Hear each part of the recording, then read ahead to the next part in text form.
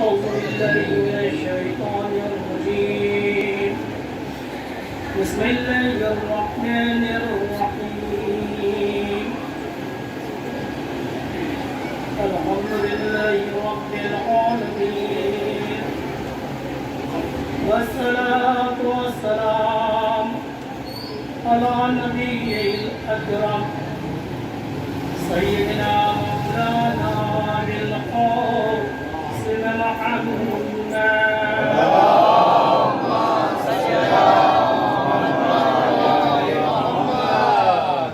وعلى الطيبين الطاهرين المعصومين المنتجبين الذين ذهب الله عنهم الرزق وطهرهم تطهيرا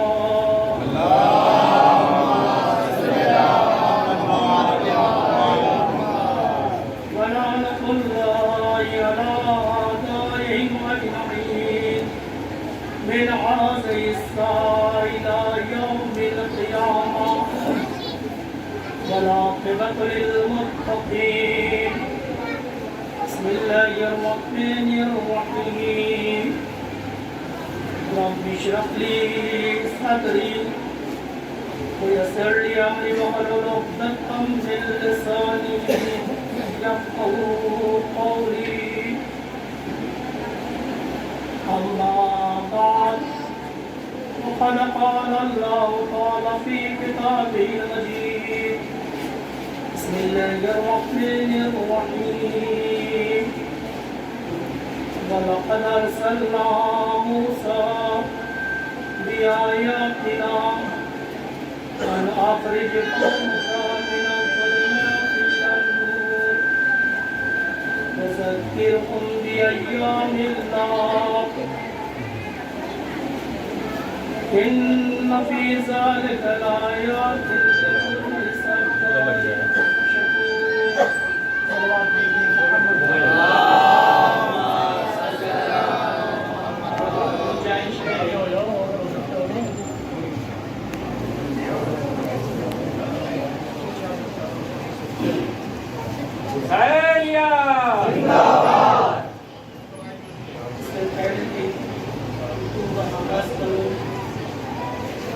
ایک مرتبہ سورہ حمد اور 3 مرتبہ سورہ توحید کی تلاوت فرماتا ہے یہ شادیہ امام سجدہ علی بن حسین علیہ السلام کی خدمت اقدس میں پیش اعوذ باللہ من الشیطان الرجیم اعوذ باللہ من الشیطان الرجیم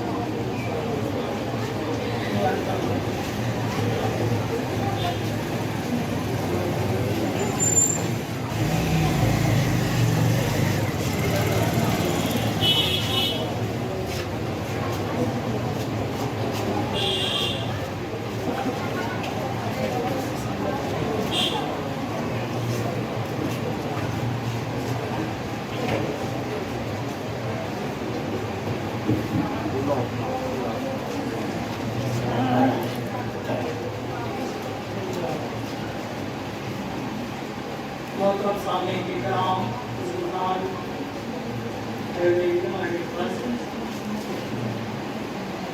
جواب جو مجلس کی سبقانے کی آپ کی مجلس ہے اور اختتام پر انشاءاللہ شبیر تابوت برآمد ہوگا جس کی زیارت میں فرمائیں گے میری گفتگو کا عنوان عزاداری اور ہماری ذمہ داری بہت کچھ بولنا تھا بہت کچھ کہنا تھا جتنا موقع ملا جتنی فرصت ملی جتنا آپ نے احسان کیا اپنی سماعت کے ذریعے اتنی فرائشی آپ کی خدمت میں کرتا رہا بہرحال آج ہمیں آپ کی مشقت آپ کی زحمت کا بہت خیال ہے بہت زیادہ دیر مطمئن نہیں ہونا چاہتا لیکن پھر بھی میں نے عرض کیا تھا اس میں بہت سے مسائل عزاداری ایک بہت بڑی نعمت ہے، ایک بہت بڑی نعمت ہے جس کی قدر، جس کی حفاظت ہماری ذمہ داری ہے، اور اس کو نسل در نسل آگے بڑھانا ہے، اس کو اس کے مقصد کے ساتھ، اس کے ٹیم کے ساتھ۔ اور میں نے درمیان گفتگو کی خدمت میں عرض کیا تھا کہ جو مقصد کربلا میں امام حسین عالی مقام کا تھا، اسی مقصد کو لے کے آگے بڑھ رہی ہے یہ عزاداری۔ ایسا نہیں ہے کربلا کا واقعہ کچھ اور ہے، کسی اور مقصد کے تحت ہے، اور یہ عزاداری کا مقصد کچھ اور ہے۔ عزاداری مقصد یعنی کربلا سے الگ نہیں ہے۔ جو مقصد کربلا میں امام حسین عالی مقام کا تھا، وہی مقصد ہماری عزاداری۔ اگر عزاداری اس مقصد سے جڑی ہے تو گویا ہم اور آپ اپنی ذمہ داریوں کو پورا کر رہے ہیں۔ اگر خدا نہ کرتا ہماری عزاداری اس مقصد امام حسین سے الگ ہو رہی ہے، کہیں رسم ہو ہے، کہیں ضد ہے، کہیں انانیت ہے، کہیں انا ہے، اس کا مطلب یہ ہے کہ ہم اپنی ذمہ داریوں کا نہیں کر رہے۔ اور ظاہر سی بات ہے کہ عزاداری اپنے مقصد کو کھو دے گی تو محبوب بارگاہ پروردگار یا محبوب بارگاہ امام حسین نہیں ہوگی۔ وہ عزاداری ان کو پسند ہے جو مقصد امام حسین کو لیے ہوئے آگے بڑھ رہے ہیں۔ مقصد امام حسین علیہ مقام کیا تھا؟ تو مقامات میں امام حسین علیہ مقام نے خطبات میں، بیانات میں، تفسیر میں وضاحت کی ہے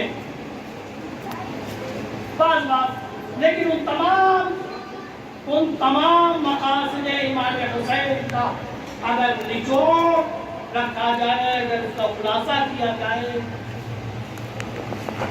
تو صرف دو چیزوں میں ہوتی ہے۔ انسانیت کو ضلالت سے جہالت سے نکالنا ہے، ضلالت سے بچانا۔ یعنی پورا تمام مقصد امام حسین مختلف تمام بیانوں کو جمع کر لیجیے تو نتیجہ کیا نکلتا ہے؟ بس یہی دو چیز، جہالت سے باہر نکالنا، اس کا مطلب کیا ہے؟ علم کی روشنی دلانا۔ ضلالت سے باہر نکالنا ہے، کیا مطلب؟ تربیت یافتہ بنانا۔ جہاں علم نہ ہو وہاں کیا ہوتی ہے؟ بزرگ بہتر جانتے ہیں، نوجوانوں کے لیے، بچوں کے لیے وضاحت کا نور ممکن ہے، لفظ ضلالت کا سمجھ ہو۔ جہاں علم نہیں ہوتا وہ کیا کہلاتی ہے؟ جہالت۔ اور جو علم سے دور ہو وہ ہے جاہل۔ ضلالت جہاں تربیت نہ پائی جائے، یعنی جو انسان تربیت سے خالی ہو وہ کیا ہے؟ ضلالت میں ہے۔ اور یہ دو مقصد توجہ فرمائیے گا، یہ جو کربلا میں امام حسین علیہ مقام کی قربانی کا مقصد ہے، یہ وہی مقصد ہے جو جناب آدم کا دنیا میں آنے کا مقصد ہے، جناب ابراہیم، جناب موسیٰ، جناب عیسیٰ، تمام انبیاء کا ایک مقصد تھا کہ انسان کو جہالت سے نکالو، ضلالت سے نکالو، کامیابی کی راہ پہ گامزن کر دو۔ تمام انبیاء کرام، آپ قرآن مجید پڑھیے، اہل بیت علیہ السلام کی تعلیمات پڑھیے، تمام انبیاء کے آنے کا مقصد بھی یہی تھا۔ گویا عزاداری جڑی ہے مقصد امام حسین سے، مقصد امام حسین جڑا ہے تمام انبیاء کے آنے کے مقصد سے۔ یعنی وہی سنت الہی ہے سنت الہی کے علم دیا جائے تاکہ انسان کو جہالت اور ضلالت سے باہر نکالے. چنانچہ سرور کائنات کے لیے کیا آیت کیا کہہ رہی ہے؟ ہم نے بھیجا والذی بعث فی الأمین رسولا منہم یتلو علیہم آیاتہ ویزکیہم. یعنی تزکیہ کرو، تربیت کرو، ضلالت سے نکالو. تعلیم اور تربیت اور پورے واقعے کربلا کا سبق بھی کرنے کا چھیڑی تھی لیکن پہلے ہی پائے گا. کبھی آپ نے جوانوں سوچا، آپ نے بزرگوں کبھی آپ نے سوچا اتنا بڑا واقعہ کربلا کیسے ہو، اتنا بڑا واقعہ کربلا میں کیسے ہو؟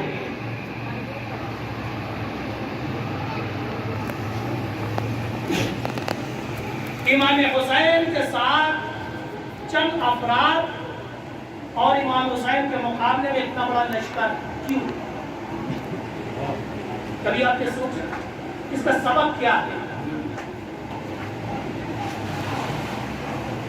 جو آپ اس کا جواب ڈھونڈیں گے وہ اسی دو چیزوں کی ہے. ایسا نہیں ہے کہ امام حسین کو نہیں پتا تھا، نہیں جانتے تھے. وضاحت کی تھی کہ امام حسین کون ہے، لوگوں کو نہیں پتا تھا. ہاں کچھ لوگ تھے مقابل میں، کچھ لوگ تھے جن کو نہیں پتا تھا امام حسین یہ کون امام حسین. کچھ لوگ تھے لیکن کافی لوگوں کو معلوم تھا حسین ابن علی کون ہے. ان کے نواسے ہیں، ان کے بیٹے ہیں، ماں کون ہے، باپ کون ہے، بھائی کون ہے، ان کی عظمت کیا ہے، ان کی شخصیت کیا ہے، ان کا درجہ کیا ہے، ان کا مقام کیا ہے، قرآن ان کی تاریخ میں کیا کہہ رہا ہے، رسول کیا فرما رہے ہیں، سب کو پتہ تھا. کچھ لوگوں کو چھوڑ کے یعنی کچھ لوگ جاہل تھے، باقی لوگ جاہل نہیں تھے. تو پھر کیا تھے؟ ضلالت یعنی تربیت یافتہ نسل. معمولاً جیسے ہی ہمارے کیا تربیت کرنا چاہتا ہے تو توجہ سے سنیے گا. میں ایک نتیجے تک لے جانا چاہتا ہوں. چونکہ حضرت علی کامیاب لوگوں کیوں حضرت علی میں ذکر امام حسین کرو، کربلا والوں کا ذکر کرو، تاکہ کامیاب لوگوں کی کامیابی کے راز کو سمجھو اور اپنی زندگی میں آئینہ بناؤ، کامیاب ہو. ناکام لوگوں کی زندگی میں ناکامی کے اثرات، علت، ریزن کو سمجھیے اور اپنے کو ناکامی سے بچائیے. یہی تو ہے نا. تو پوری کربلا دو حصوں میں ہے. یا تو آنے والے جاہل تھے، ان کو نہیں پتا تھا حسین ابن علی کون ہے، یا آنے والے ضلالت میں مبتلا تھے. ضلالت یعنی تربیت نہ ہوئی ہوتی. جیسے ہمارے کیا لفظ تربیت کہا جاتا ہے کتنی اردو بات سمجھتے ہیں. جیسے ہمارے کیا تربیت کہا جاتا ہے، ہمارے کیا ذہن آ جاتا ہے تربیت. جیسے ہم اپنے بچوں کو کرتے ہیں، سلام کرنا سکھا دیتے ہیں، تربیت نماز پڑھنا سکھا دیتے ہیں، روزہ رکھنا سکھا دیتے ہیں، کیسے بڑوں سے گفتگو کرتے ہیں، کیسے چلتے ہیں. عزیزوں، نماز پڑھنا سکھا دینا، روزہ رکھنا سکھا دینا، قرآن مجید پڑھنا سکھا دینا، یہ دین ہے، تربیت نہیں ہے. یہ دین ہے، تربیت نہیں ہے. اپنے بچے کو نماز سکھا دیں، یہ دین سکھایا ہے. اور کربلا میں جو امام حسین کے مقابل میں تھے ان کے پاس نماز تھی.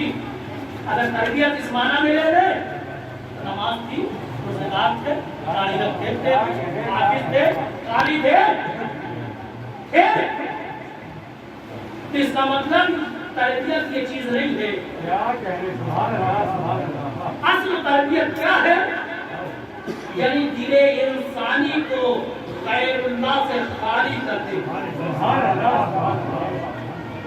دنیا کی محبت سے، غیر خدا کی محبت سے دل انسانی کو خالی کر کے عاشق خالق کائنات بنا دے خالص اسے کہتے ہیں تربیت. یعنی کمال تربیت یہ ہے کہ انسان اگر عشق کرے تو صرف اپنے اللہ سے، یعنی اس کے دل میں، تربیت کا مطلب کیا ہے؟ اس کے دل میں سوائے عشق الہی کے کسی اور کا عشق نہ ہو، اس کے دل میں سوائے خوف الہی کے کوئی خوف نہ ہو. کمال تربیت یہ ہے کہ وہ جو سکھا رہے دین ہے. اور یاد رکھیں آپ دین سکھا دیے، ضمانت یہ ہے کہ پوری زندگی دیندار رہے گا. نماز بچے کو سکھا دیجیے، روزہ سکھا دیجیے، سارا دین سکھا دیجیے، لیکن ضمانت نہیں ہے کہ پوری زندگی بچہ آپ کا دین پہ رہے گا. کیوں؟ کیونکہ دین الگ چیز ہے، تربیت الگ چیز ہے. اگر دین کے ساتھ ساتھ یہ عاشق خدا ہے، اس کے دل میں واحدانہ اور یعنی اخلاص کے ساتھ اللہ کا عاشق ہے،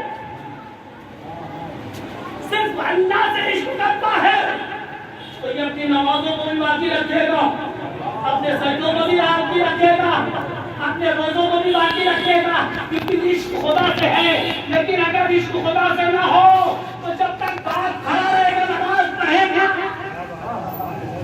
جب تک بات پریشر رہے گا نماز پڑھے گا. تو بھی دین ہے، دین کو عشق چاہیے. ایک سلوات بھیج دے.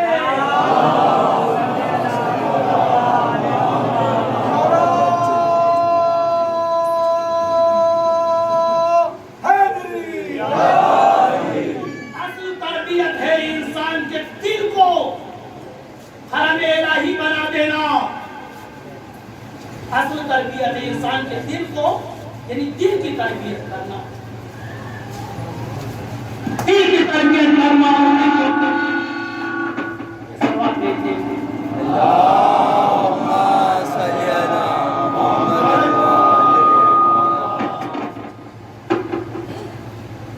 یعنی اصل تربیت کیا ہے؟ انسان کے دل کو طاہر بنا دینا غیر خدا سے. عشق ہو تو صرف اللہ سے، خوف ہو تو صرف اللہ سے ہو. اب مجھے کہنے کی اجازت دیجیے، بات مکمل ہوئی کہ نہیں معلوم ہے بات کہہ پایا یا نہیں کہہ پایا. یعنی اصل تربیت کیا ہے؟ یعنی انسان کو عاشق خدا بنا دینا. ظاہر سی بات ہے جو عاشق خدا بن جائے گا عاشق رسول بھی ہے، عاشق حسین بھی، عاشق اہل بیت. کیا ٹکراؤ نہیں ہے؟ یہ ٹکراؤ ہماری فکروں میں پایا جاتا ہے. جو عاشق خدا بن گیا وہ عاشق اہل بیت بھی ہے. یعنی اصل تربیت کیا ہے؟ کمال تربیت کیا ہے؟ دل کو غیر خدا سے خالی کر کے عاشق خدا بنا دینا. دل میں کسی اور کی محبت نہ ہو، دنیا اور دنیا کی محبت کی گنجائش بھی نہ ہو، صرف خدا ہو. کسی طرح نہ تو دنیا کا خوف ہو سوائے خوف الہی کے. تو اب جن کے دلوں میں عشق الہی پایا جاتا ہے خالص، وہ صرف اللہ سے ڈرتے ہیں، دنیا سے نہیں ڈرتے. اور جو عاشق خدا ہوتے ہیں وہ دنیا کے عاشق نہیں ہوتے، پراپرٹی کے عاشق نہیں ہوتے، ولایت کے عاشق نہیں ہوتے، پودے کے عاشق نہیں ہوتے. یاد رکھیے گا جو عاشق خدا ہوتے ہیں وہ عاشق اہل بیت ہوتے ہیں، عاشق حسین ہوتے ہیں. یہ کلیئر ہے. جو عاشق خدا ہوتا ہے اسے دنیا کے عشق سے کچھ لینا نہیں ہوتا. جب دنیا سے کوئی رابطہ نہیں ہوتا تو نہ دنیا نہ دنیا والے اس کو خرید نہیں پاتے. اب سمجھے، جو عشق خدا سے کرتا ہے، رسول سے کرتا ہے، اہل بیت سے کرتا ہے، جو صرف ان کا عاشق ہوتا ہے، دنیا اور اہل دنیا اسے خرید نہیں پاتے. تمام نہ جانے کتنی رشوتیں آتی ہیں، نہ جانے کتنی لالچیں آتی ہیں، لیکن جو عاشق حسین ہوتا ہے، عاشق خدا ہوتا ہے، اسے دنیا اور اہل دنیا خرید نہیں پاتی. بس اسی کو کہتے ہیں تربیت. لیکن اگر انسان اس سے خالی ہو، اگر انسان اس سے خالی ہو، عشق خدا سے خالی ہو، چھوٹی سی لالچ میں انسان بک جاتا ہے، تھوڑے سے فائدے میں انسان بک جاتا ہے۔ چنانچہ کربلا میں جتنے انسان آئے تھے ان میں سے کچھ لوگ جاہل تھے، نہیں جانتے، کچھ لوگ تھوڑے سے لوگ امام حسین کون ہے، بقیہ لوگ آئے تھے جو تربیت سے خالی تھے، جن کے دلوں میں عشق الہی نہیں تھا، دنیا کا عشق تھا۔ جب دنیا کا عشق تھا، رشوت ملتی گئی، لالچیں ملتی گئی، امام حسین کے مقابلے آنا شروع کر دیا۔ میں نے ایک مثال دی تھی، خطرناک ہے، نطق الحرام سے خطرناک ہے لقمہ حرام۔ لقمہ حرام جب انسان عشق خدا سے خالی ہوتا ہے، ظاہر سی بات ہے دل میں ایک عشق ہوگا نا، خدا کا عشق ہوگا یا دنیا کا عشق ہوگا؟ جب دنیا کا عشق ہوگا تو دنیا سے فریب لے گا، چھوٹی چھوٹی چیزوں میں، چھوٹی چھوٹی قیمتوں میں خود کو بیچ لے گا۔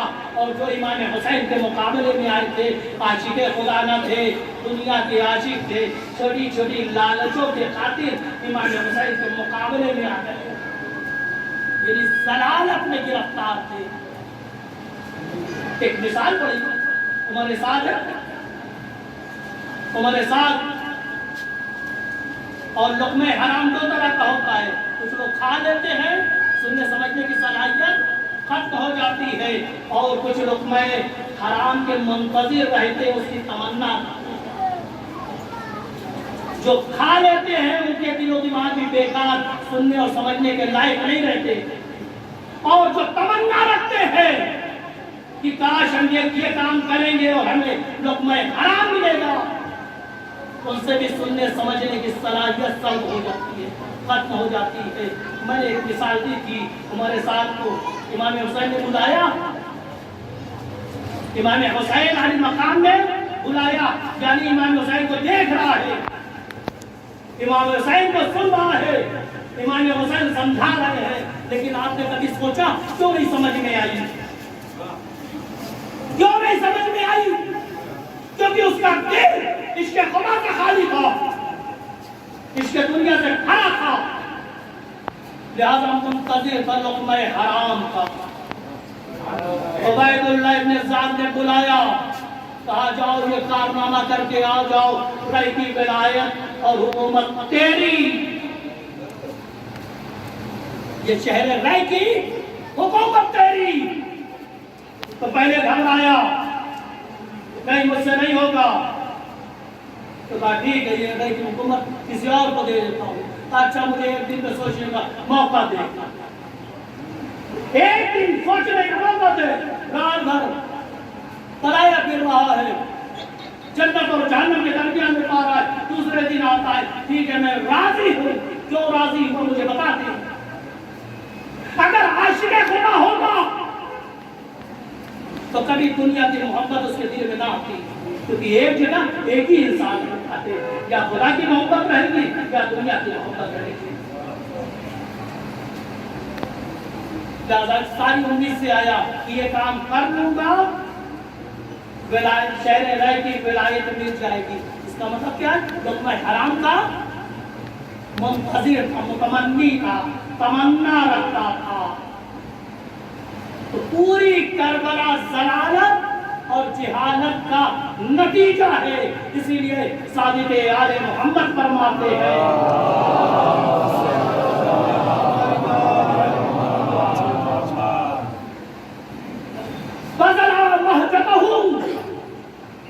میرے جد حسین نے اپنے آپ کو قربان کر دیا، فیکا اے میرے اللہ تیری راہ میں لیستیقظا، تاکہ تیرے بندوں کو بیدار کر سکے من الجہادہ فحیقت الضلالہ۔ میرے جد حسین نے اپنے آپ کو تیری راہ میں قربان کیا تاکہ جہالت سے تو تیرے بندوں کو نکال سکے، ضلالت سے تیرے بندوں کو نکال سکے۔ امام حسین کا مقصد کیا تھا؟ تاکہ خدا کے بندے جہالت اور ضلالت سے نکل سکے،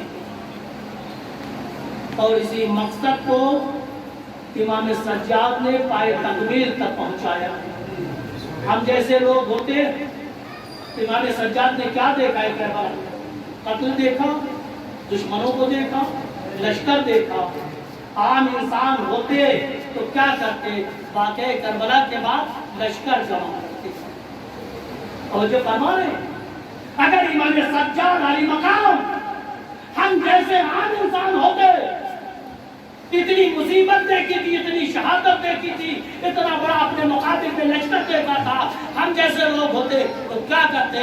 رہائی کے بعد لشکر جمع کرتے، بدلے کی امید رکھتے. یاد رکھتے امام علی مقام اگر لشکر جمع کرتے، بدلہ لے لیتے تو بدلہ وہی ختم ہو جاتا. لیکن امام سجاد کی نظر چونکہ امام وقت ہے، اسرار کو سمجھتے ہیں. اس کا ریزن کیا ہے؟ ہمارے مقابلے میں اتنے لوگ آئے تھے، سمجھ گئے کچھ جاہل تھے تو کچھ ضلالت میں گرفتار تھے، کچھ جہالت میں گرفتار تھے. تو صحیح ایسی درسگاہ کی بنیاد ڈالیں گے کہ آج کے بعد کچھ جاہل نہیں رہے گا، کچھ ضلالت میں مبتلا نہیں ہوگا. امام سجاد نے ایک ایسی درسگاہ کی بنیاد ڈالی.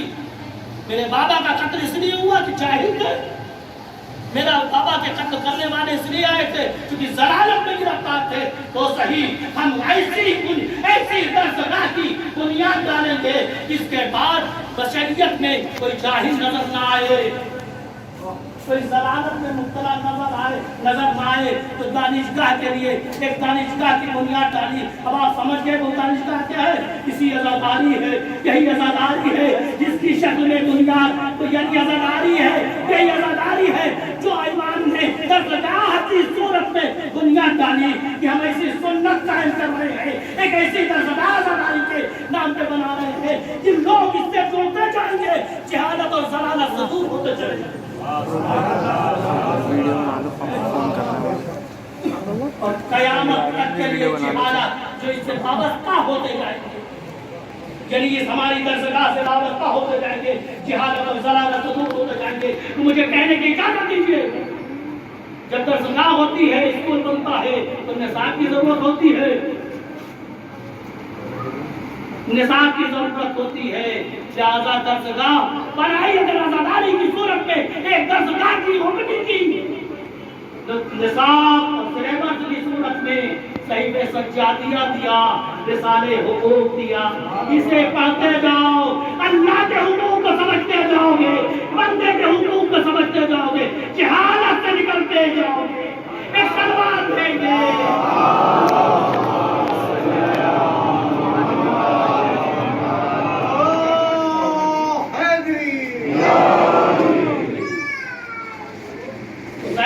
ابتدا کی ہے اس درسگاہ کی عزاداری کی صورت میں، جس درسگاہ کی آغاز امام سجاد نے کیا، نتیجہ سنے گی کیا ہے؟ درسگاہ جیسے اس کو شروعات ہوتی ہے، تھوڑے سے لوگوں سے چلتا ہے، آگے بہت بڑی یونیورسٹی بن جاتی ہے، اچھے اسکالر آتے ہیں، نتیجہ بعد میں ظاہر ہوتا ہے.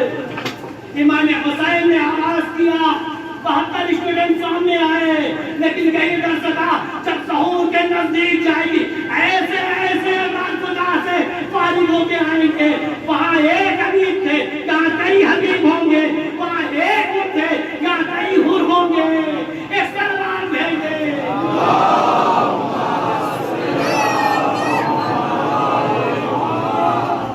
کامیاب درسگاہ کون سی ہوتی ہے؟ جو اچھے اسٹوڈنٹ دیتی ہے. تب سن لیجئے قال سجاد علیہ السلام، تو امام سجاد فرماتے ہیں ان کے اسٹوڈنٹ کی درسگاہ سے نکلنے والے اسٹوڈنٹ کی تعریف سن لیجئے، کمال سن لیجئے، اس مقام پہ فائز ہے. امام فرماتے ہیں اِنَّا أَهْلَ الزَّمَانِ اِنَّا أَعْلَى زَمَانِ الْخَيْرَاتِ. ہماری درسگاہ عزاداری سے آخری زمانے کے توجہ فرمائیے گا، ہماری درسگاہ عزاداری سے آخری زمانے کے نکلنے والے اسٹوڈنٹ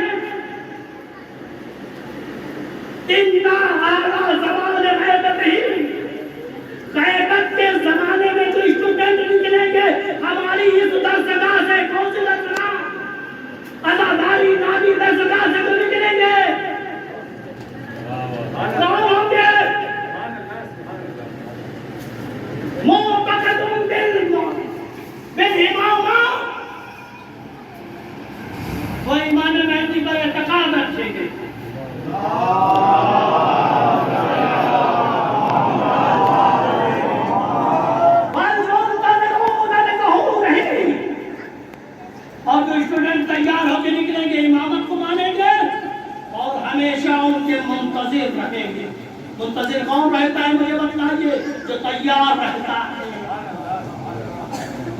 منتظرون ظہور آخری زمانے میں، یعنی ہماری اس درسگاہ ہے عزاداری سے جو فارغ ہو کے نکلیں گے، غیبت کے زمانے میں اسٹوڈنٹ ان کی خصوصیت کیا ہوگی، ان کا کمال کیا ہوگا؟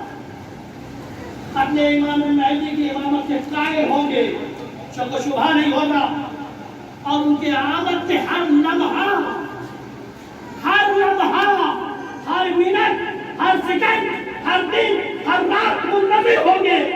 منتظر کون ہوتا ہے؟ جس کی تیاری مکمل ہوتی ہے۔ اب ذرا اہل کل زمان، جو یہ اسٹوڈنٹ ہر زمانے کے لہجوں سے، ہر زمانے کے امام کے صحابوں سے بہتر افضل ہوں گے۔ تمام یہ نہیں فرما رہے ہیں کل زمان، اب ذرا اہل کل زمان جو اسٹوڈنٹ جو نکلیں گے غیبت کے زمانے میں، ہر زمانے کے اسٹوڈنٹ سے اچھے ہوں گے، نبی کے صحابی سے بھی اچھے ہوں گے، جناب علی مولا کائنات کے صحابی سے بھی بہتر ہوں گے، امام حسن کے صحابی سے بھی بہتر ہوں گے۔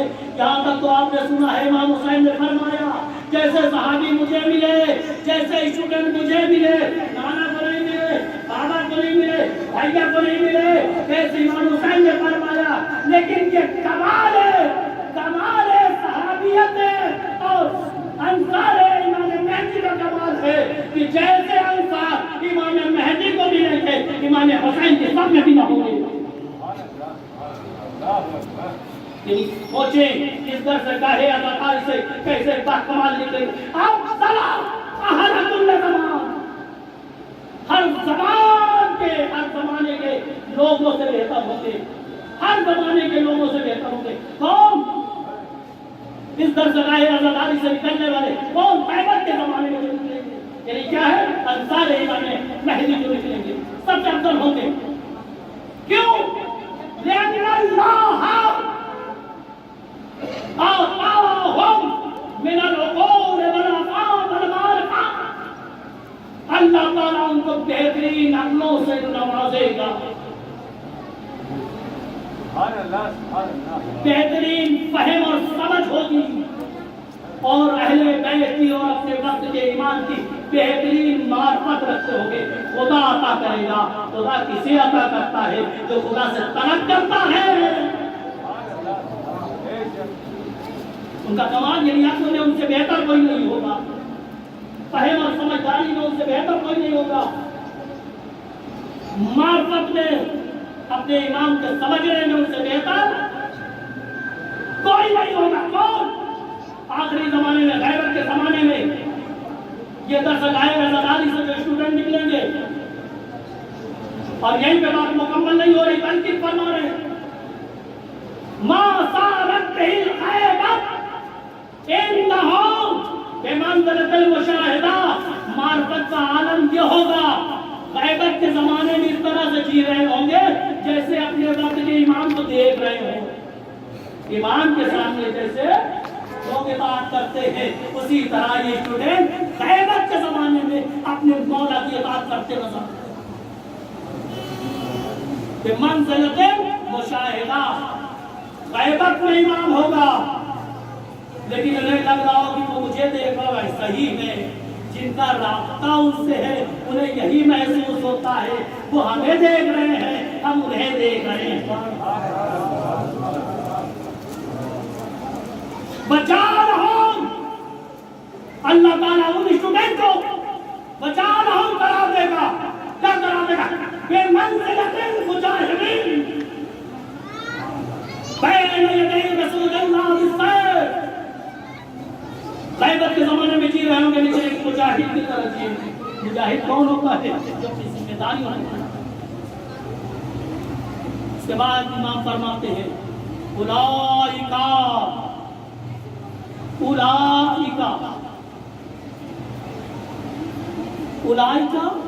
یہ کون ہے؟ شیعہ کو نا صدقان، اولئک مخلصا حقا، اور یہ بہترین ہمارے مخلص ہوں گے، یعنی ان کا خلوص صرف ایمان کے لیے۔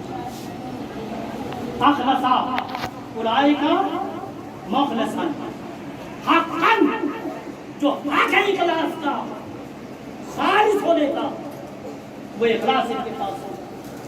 وشیعتنا صدقن، اور جو شیعہ کہنے کی بہترین مصداق ہوگی کہ بہترین مصداق ہوگی.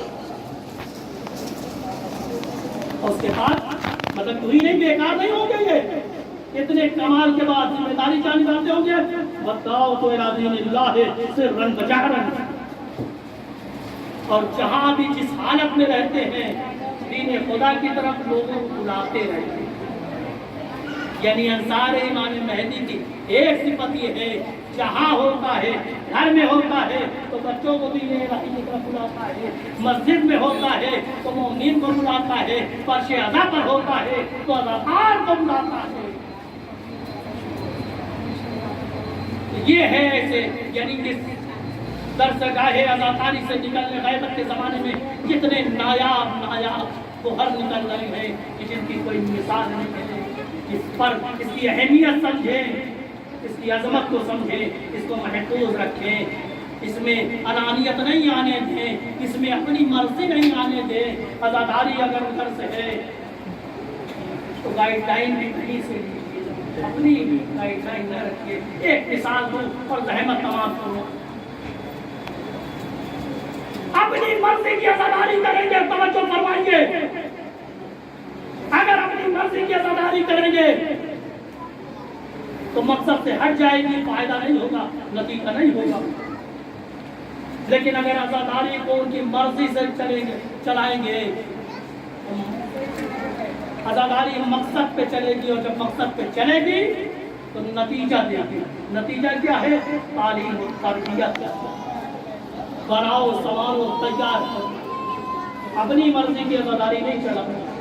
اور یاد رکھیں یہاں ہمارے ملک میں الحمدللہ کوئی دقت نہیں. پڑوس کے ملک سے بہت خرابیاں آتی ہیں، بہت سی خرابیاں آتی ہیں. میں گننے بیٹھوں تو پورا اشراف ہو جائے گا. لیکن ایک غلطی بتلاتا ہوں کہ کبھی عزاداری اور دین کو اپنی مرضی سے نہیں چلانا. دین ادھر کا ہے تو مرضی بھی ادھر کی ہونی چاہیے.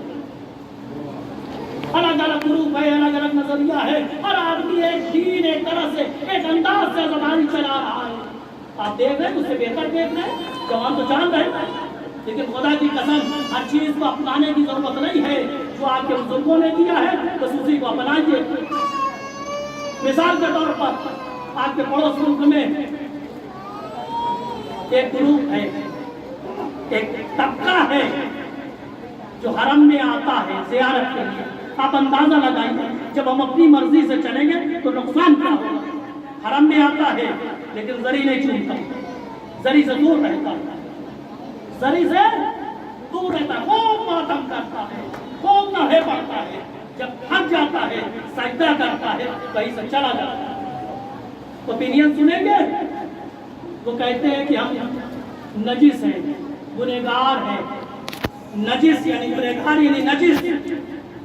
نجاست طہارت کے نزدیک نہیں جا سکتی، لیکن بھول جاتے ہیں یہ طہارت کے سمندر ہے.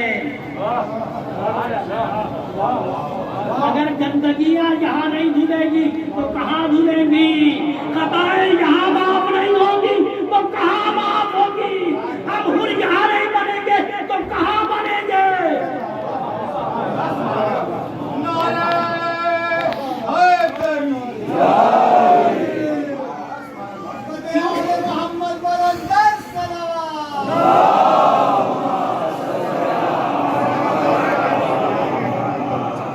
کیونکہ اپنی مرضی سے چلنا چاہ رہے ہیں، تعلیمات اہل بیت اور قرآن کی مرضی سے نہیں چلنا چاہ رہے ہیں.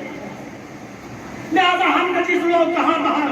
یاد رکھیے پوری زندگی نجس رہو گے، نجاست میں مر جاؤ گے، کبھی طاہر نہیں ہو سکتے اگر ان کے نزدیک نہیں گئے. اگر ان کے نزدیک نہیں گئے تو پوری زندگی نجاست میں گزر جائے گی، موت بھی نجاست میں آئے گی، طاہر نہیں ہو سکتے. بس میں بدلا رہا ہوں نظریہ، بس صرف یہ کہنا چاہ رہا ہوں دین اور عزاداری کو اپنی مرضی سے نہیں چلائیے گا. دین اور عزاداری آپ کی نہیں ہے، جس نے دیا ہے اس کی مرضی سے چلائیے. کیونکہ دین کا بھی ایک وارث ہے، عزاداری کا بھی وارث ہے. دین والا سوال کرے گا، آزاداری والا سوال کرے گا، تم کو کس نے اجازت دی تھی؟ تو آزاداری کو اس کے مقصد پہ رکھیے، دین کو اس کے مقصد پہ، اپنی مرضی کا نہیں۔ ایک اور مثال دوں، اسی پڑوس کے ملک سے ایک گروپ آتا ہے، بہت بڑا گروپ آتا ہے، میں دلیل دوں گا تو جوانوں کو بھی اچھی لگی تھی، ان کی دلیل دی پورے سال بھر کالا لباس پہنتا ہے، سال بھر 365 دن کون سا لباس پہنتا ہے؟ کالا لباس پہنتا ہے۔ خوشی کا دن ہو، غم کا دن ہو، بھول جاتے ہیں، غدیر کا دن ہو تبھی کالا لباس پہنتے۔ مجھے بتلائیے کالے لباس کی چیز کی علامت ہے، غم کی علامت ہے نا۔ اب غدیر کے دن آپ پہنیں گے وہ یہ غم زدہ ہے، سقیفہ غدیر میں غم زدہ ہے، اہل غدیر نہیں۔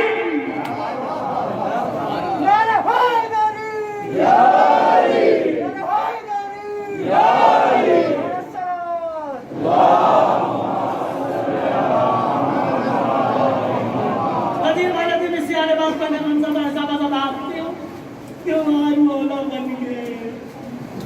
ان کو تو خوشی منانی چاہیے، تو ناامی ہونے والے دوسرے ہونے چاہیے، شیطان کو غم منانا چاہیے، شیطان کے شاگردوں کو غم منانا چاہیے۔ لیکن دیکھ رہے جب اپنی مرضی سے چلے گے تو نقصان ہی ہوگا، ہر خوشی کے موقع بھی غم۔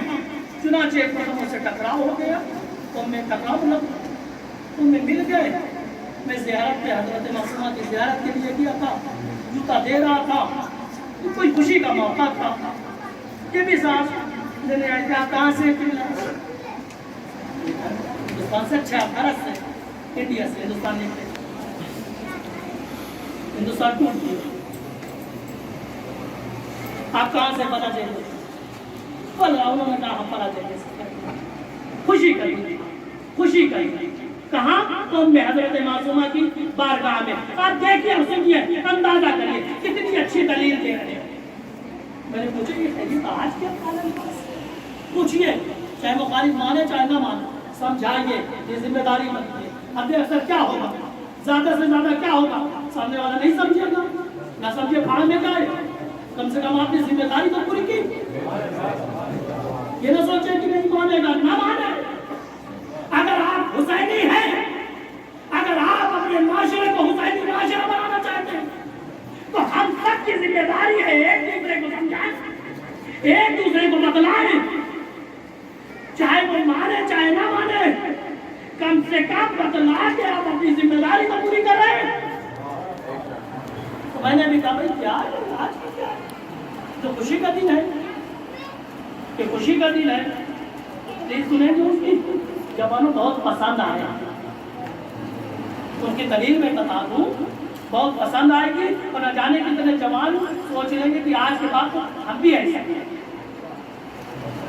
تو مجھ سے کہہ رہے مولانا کیا کہتا ہے عرضے میں، پنجابی کیسے بولتا ہے، ہماری جیسے ادبی اردو نہیں ہوتی نا، کیا کہتا ہے تو عرضے میں؟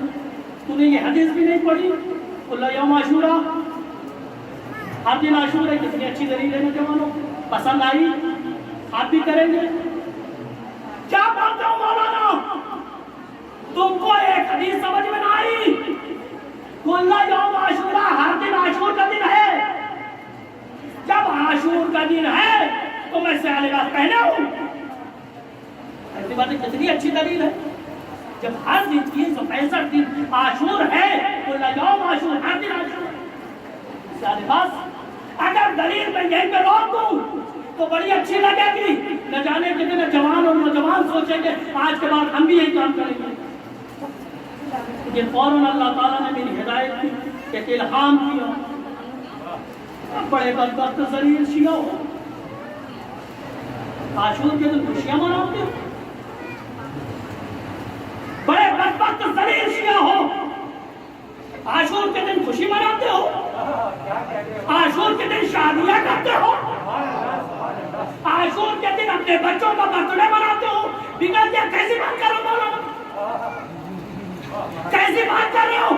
ہم یہ کام نہیں کرتے، ہم نے کہا تم بڑے ذلیل ہو، تم بھی شیعہ ہو، ہم بھی شیعہ ہیں، لیکن تم بہت ذلیل شیعہ ہو، تم اپنی ساری خوشی عاشور کے دن کرتے ہو.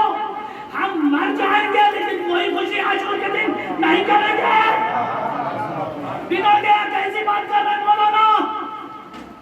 ہم بھی عاشور کی تمہیں نے کہا تو یہی بتا بولو یوم عاشورا. جب ہر دن عاشور ہے، جس دن تیری شادی ہوئی وہ دن بھی عاشور تھا، جس دن تیرے باپ کی شادی ہوئی اس دن بھی عاشور تھا، جس دن تیری بیٹی رخصت ہوئی وہ دن بھی عاشور تھا.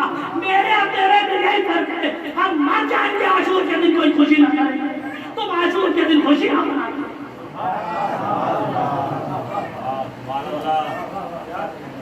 اگر ہر دن عاشور ہے تو ظاہر سی بات ہے ہر خوشی تو منا نہیں سکتے. اب کرے گی کبھی کبھی علماء کے پاس سیکھو. ذہن میں بہت سی چیزیں آتی ہیں، شیطان بھی وسوسہ کرتا ہے. ہر چیز کو نہ دین سمجھ لینا نہ ہر چیز کو عزاداری سمجھ لینا. جب کوئی چیز آئے، کوئی آئیڈیا آئے تو اس آئیڈیا کو قرآن کے مطابق دیکھو. قرآن کے مزاج سے مل رہا ہے کہ نہیں آئیڈیا؟ تعلیمات اہل بیت سے آئیڈیا مل رہا ہے. اگر مل رہا ہے تو آئیڈیا لے لیجئے، نہیں مل رہا ہے تو سمجھ لیجئے بس ویسے شیطانی ہے.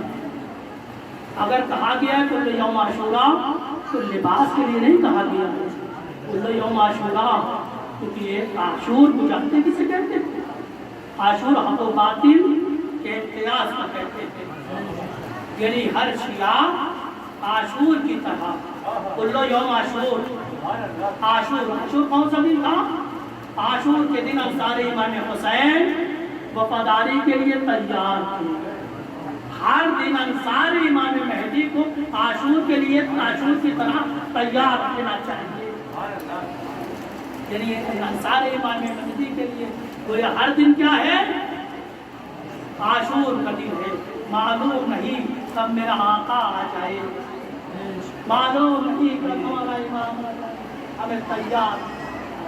کل یوم عاشورا کا مطلب یہ ہے تیاری ہر دن اس طرح سے رکھیے گا جس طرح عاشور کے دن انصار امام حسین نے اس کو تیار رکھا تھا. بس دوستو دامن وقت میں گنجائش نہیں ہے کیونکہ آج شبیہ تابوت برآمد ہونا ہے. بس یہ یاد رکھیے گا دوستو، دین بھی ادھر سے آیا ہے، عزاداری بھی ادھر کی ہے. نہ دین اپنی مرضی سے چلے نہ عزاداری مرضی سے چلے. قرآن و اہل بیت سے پوچھے، تعلیمات اہل بیت سے پوچھے. اور ظاہر سی بات ہے اگر دین اور عزاداری کو ان کی مرضی کے مطابق چلائیں گے تو دعائیں دیں گے، ان میں برکتیں ہوں گی. اگر ان کی مرضی کے مطابق نہیں ہوگا تو صرف دعائیں نہیں دیں گے، ہو سکتا ہے لعنت کریں گے. مخالفت کرنے والوں کو دعائیں نہیں دی جاتی، لعنتیں برسائی جاتی ہیں. اور جہاں لعنتیں ہوتی ہیں وہاں برکتیں نہیں ہوتی. اگر برکت چاہیے تو ان کی مرضی دیکھے. میرا مولا کیا چاہے، میرا ایمان کیا چاہتا ہے. امام سجاد کی زحمت کو رائگاں نہیں ہونے دیں، اس درسگاہ کو ضائع نہیں ہونے دیں. یہ محنت ہے، امام سجاد کی زحمتوں کا نتیجہ ہے یہ عزاداری. اگر امام سجاد کا ماتم کرنے آئے ہیں، ان کا پرسہ دینے آئے ہیں تو آج ایک عہد و پیمان کر کے جائیے. کیونکہ بانی عزاداری امام سجاد ہے. عزاداری کے بانی کون ہے؟ امام سجاد ہے. لہذا بانی سے اجازت دیجیے، عہد و پیمان کریے. مولا ہم عہد و پیمان کرتے ہیں، جس مقصد کے تحت آپ نے عزاداری کا آغاز کیا ہے اسی مقصد کے مطابق ہم عزاداری کو چلائیں گے. مولا وسوسات آتے ہیں، مشکلات آتی ہیں، لیکن مدد کیجیے گا. جب ہم خلوص سے مدد مانگتے ہیں تو مدد بھی دیتے ہیں، لیکن مخلص ہو. بس دوستوں بات تمام ہو گئی. آج کی مجلس میں اور ہر روز کی مجلس میں ایک فرق ہے.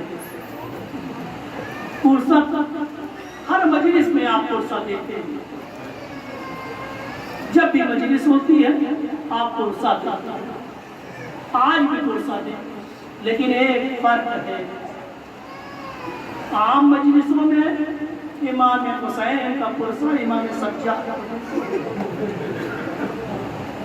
باپ کا پرسہ بیٹے کو دیتے تھے، لیکن آج کی مجلس میں بیٹے کا پرسہ باپ، ہر مجلس میں پرسہ لینے والے کا پرسہ امام حسین کو دیں گے۔ ہر مجلس میں امام سجاد تشریف لاتے تھے، آج کی مجلس میں امام حسین بن عبد النفیس آئے ہوں گے اپنے لال کا پرسہ لینے کے لیے، امام باقر بھی آئے ہوں گے اپنے لال کا پرسہ لینے کے لیے۔ رسم عزاداری یہی ہے نا، جب کسی کے بعد کی مجلس ہوتی ہے، کسی کے بعد کی مجلس ہوتی ہے، سیوں کی ہو، چہلم کی ہو، چھمائی کی ہو، برسی کی ہو، بیٹا موجود ہوتا ہے، کنبے والے موجود ہوتے ہیں، گھر والے موجود ہوتے ہیں، تو میرا دل کہتا ہے آج جب امام سجاد کی مجلس آپ نے قائم کی، جب آپ پرسہ دینے کے لیے آئے ہوں گے تو باپ سید الشہداء امام حسین میں تشریف لائے، امام باقر میں تشریف لائے، پردہ غیب کا وارث امام مہدی بھی تشریف لائے۔ اجر و برکات۔ آداب پرسہ داری کیا ہے کہ جب کسی کا موت ہو جاتی ہے، مجلس رکھی جاتی ہے، پرسے کی مجلس رکھی جاتی ہے تو وارثین ہوتے ہیں، لیکن وارثین فرش اعضا پہ نہیں بیٹھتے، وارثین کیونکہ انتظام کرتے ہیں، منتظمین ہوتے ہیں، انتظام کاران ہوتے ہیں، فرش اعضا پہ نہیں، آنے والوں کو فرش اعضا کی ہدایت کرتے ہیں، آپ بسم اللہ تشریف لائیں، بسم اللہ تشریف لائیں۔ وارثین کہاں پہ ہوتے ہیں؟ جہاں سے مومنین داخل ہوتے ہیں، وہاں کھڑے ہوتے ہیں۔ تو میرا دل کہتا ہے جس وقت آپ فرش اعضا پر آنے کے لیے آئے ہوں گے، اس مقام پر بیٹا کھڑا ہوگا، باپ کھڑا ہوگا، اور وارث حسین امام مہدی کھڑے ہوں گے، آپ کا استقبال کیا ہوگا، اے میرے جب کے آنے والے، تیرا استقبال کرتے ہیں، تیرا خیر مقدم ہو۔ امام حسین نے کہا ہوگا اے میرے بیٹوں کے، اے میرے بیٹے کے سوگوار، تو تمہارا خیر مقدم ہے۔ امام اے میرے بابا کے سوگواروں، تمہارا خیر مقدم ہو۔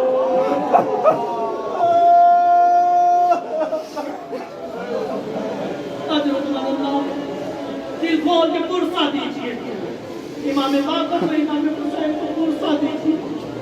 جب آپ آئے ہوں گے انہوں نے خیر مقدم کیا ہوگا، اور جب آپ پرسہ دینے کے بعد جائیں گے وہی ذوات مقدسہ وہی کھڑی ہوگی۔ جب ایک عزادار پرسہ دے کے رخصت ہو رہا ہوگا تو اس کا شکریہ ادا کر رہی ہوگی، اے میرے چچے عزادار تیرا شکریہ۔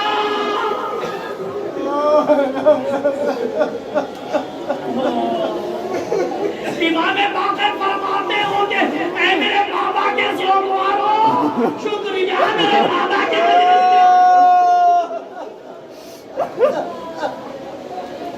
امام حسین فرمائیں گے اے میرے بیٹوں کے سوگواروں، شکریہ۔ یقیناً جب آپ کو دیکھا ہوگا تو امام کو بڑی تسلی ملی ہوگی، امام حسین کو بڑی تسلی ملی ہوگی، لیکن کربلا یاد ہو گیا ہوگا، اے کاش کربلا میں یہ ہوتے ہیں۔ اجر من اللہ، اجر من اللہ، خدا آپ کو کسی غم میں نہ ڈالے سوائے غم ایمان کے۔ حسین میں، آل حسین میں، اولاد حسین میں، اہل بیت کے غم میں نہ ڈالے۔ اللہ دنیا کا غم آپ سے دور کر دے سوائے غم اہل بیت کے۔ جب آتی ہوئی پھر جماعت دیکھی ہوگی، بھیڑ دیکھی، یقیناً سید سجاد کا دل بھر آیا۔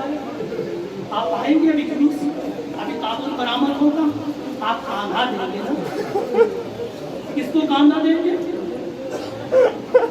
ذرا آپ احساس کیجئے، تصور کیجئے، آپ کس کو کاندھا دیں گے؟ کس انسان کو کاندھا دیں گے؟ اس بیٹے کو کاندھا دیں گے جو اپنے باپ کے کاندھا دینے سے محروم ہو۔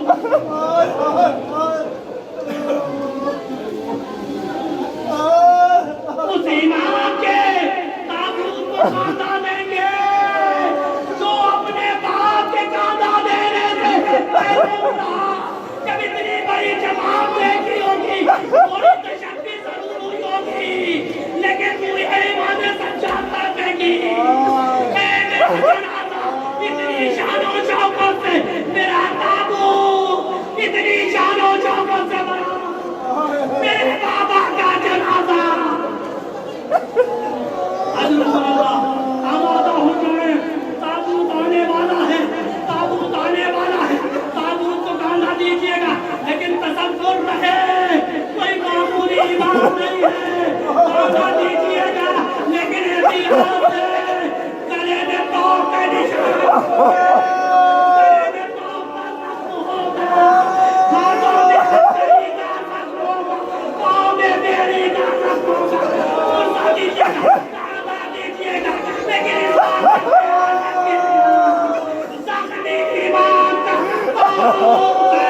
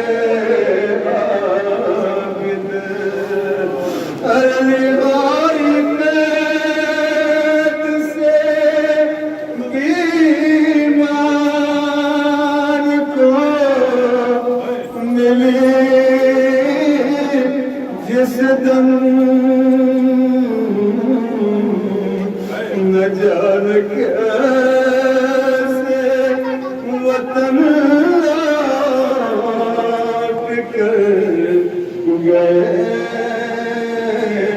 عابد سروں کو پیٹا جہاں سے گزر گئے عابد اٹھا